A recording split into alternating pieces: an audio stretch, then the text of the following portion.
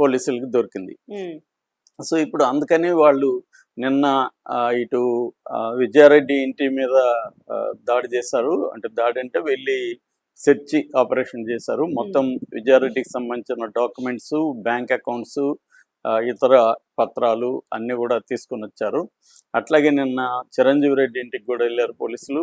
వాళ్ళ ఇంట్లో కూడా, అంటే వీళ్ళ బ్రదరు వాళ్ళ ఇంట్లో కూడా డాక్యుమెంట్స్ అవన్నీ తీసుకొచ్చారు. అంటే ఇప్పుడు ప్రధానంగా పోలీసులు ఇప్పటి వరకు వాళ్ళకి ఇది ఆస్తి గొడవలనే నిర్ధారణకి ప్రాథమికంగా వచ్చినట్టున్నారు. ఆమెకు మానసిక సమస్యలు కానీ, లేకపోతే ఆఫీసులో ప్రెజర్ కానీ, భర్తతో గొడవలు కానీ ఏమీ లేవు. ఇది క్లియర్గా ఆస్తులకు సంబంధించిన గొడవే. దీంట్లో అన్న తల్లి ఇద్దరు ఇన్వాల్వ్ అయినారు అనేది పోలీసుల ప్రాథమిక అంచనాకు వచ్చినట్టుగా తెలుస్తుంది.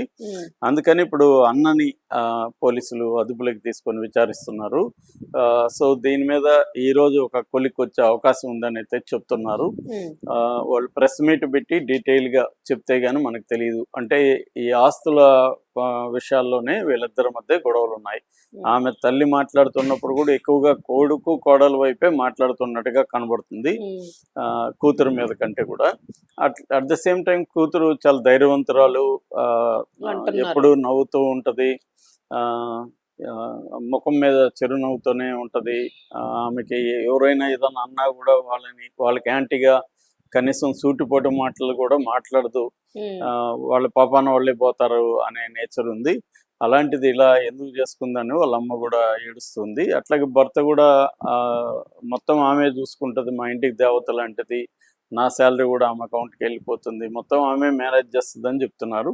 అంటే ఓవరాల్గా అయితే ఆమెకు కూడా ఆస్తుల పట్ల, ఆస్తులు పెంచుకోవాలి, ఇంకా కావాలి ఆస్తులు అనేది ఒకటి. రెండు, కంపారిజన్ కూడా బంధువులతో కానీ వాళ్ళ బ్రదర్తో కానీ, వాళ్ళ బ్రదర్ రియల్ ఎస్టేట్ అని చెప్తున్నారు.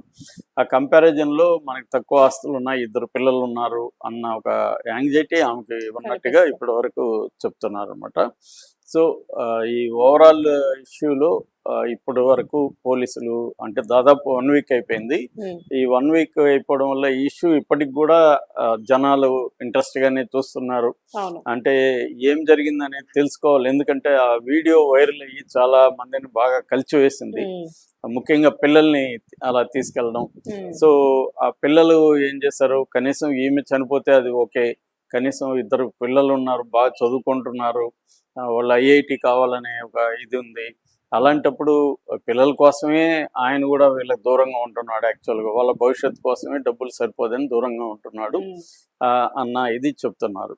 సో ఈ కాంటెక్స్ట్లో ఇప్పుడు ఇది కానీ అన్న తల్లే కారణం అని తెలిస్తే మాత్రం అది బాగా షాకింగ్. ఎందుకంటే ఈమె చుట్టూ ఇంపార్టెంట్ వ్యక్తులు ముగ్గురే ఉన్నారు, భర్త, తల్లి, అన్న. వీళ్ళు ముగ్గురు అంటే పెద్దవాళ్ళు.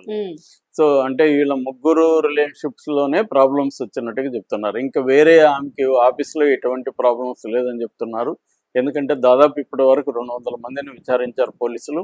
అట్లాగే ఆఫీస్లో ఆమె కింద పనిచేసిన 14 మెంబర్స్ ఉన్నారు. వాళ్ళందరినీ కూడా, అంటే వాళ్ళకి ఈమెకి మధ్య మెసేజ్లు ఉన్నాయి. ఆ రోజు కూడా సారీ మేడం, తప్పు చేశాను, ఇక మీద తప్పు జరగదని ఒక మెసేజ్ ఉంది, గుడ్ మార్నింగ్ మెసేజ్ ఉంది ఫోన్లో.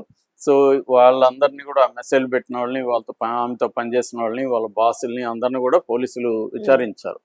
సో ఆఫీస్ వైపు నుంచి మామూలుగా ఆఫీస్లో ఉండే ప్రెజర్ తప్ప ప్రత్యేకంగా ఆమెకి డిస్టర్బింగ్ ఇదేమీ లేదు.